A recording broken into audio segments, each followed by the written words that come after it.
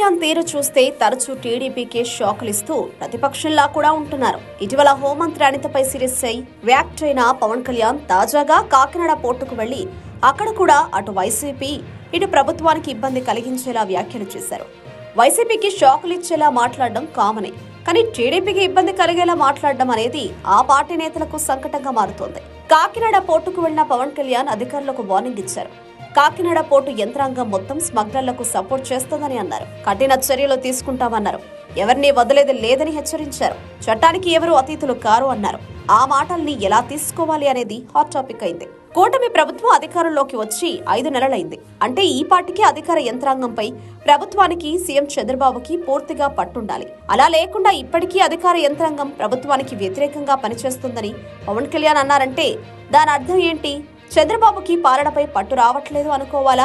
కూటమి ప్రభుత్వం అధికార యంత్రాంగాన్ని కంట్రోల్ చేయలేకపోతుంది అనుకోవాలా? ఇదే కూటమిలోని టీడీపీ నేతలకు ఇబ్బందిగా మారుతోంది. పవన్ తరచూ చేస్తున్న ఇలాంటి వ్యాఖ్యలు టీడీపీకి తలనొప్పిగా మారుతున్నాయి. పవన్ కళ్యాణ్ ఉత్తినే ఈ డైలాగ్స్ అనట్లేదు.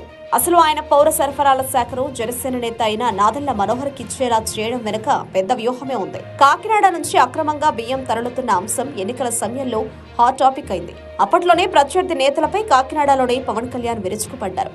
గట్టిగానే వార్నింగ్ ఇచ్చారు. ఇప్పుడు ఆయన ఏకంగా డిప్యూటీ సీఎం. ఇక ఆగుతారా?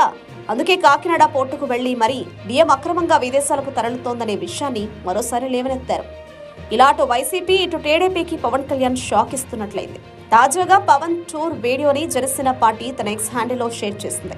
Seize the ship exclusive video అని క్యాప్షన్ ఇచ్చింది. తాను డిప్యూటీ సీఎం గా ఉన్నప్పటి నుంచి ఇప్పటి వరకు తనను ఎవరూ ఆ పోర్టుకు రానివ్వలేదని, కారణం కాకినాడ పోర్టు మొత్తం స్మగ్లర్లకు అంటగాగుతోందని, కఠిన చర్యలు తీసుకుంటామని పవన్ కళ్యాణ్ అన్నారు. వదిలే ప్రసక్తి లేదన్న ఆయన ఎవరూ చట్టానికి అతీతులు కారన్నారు.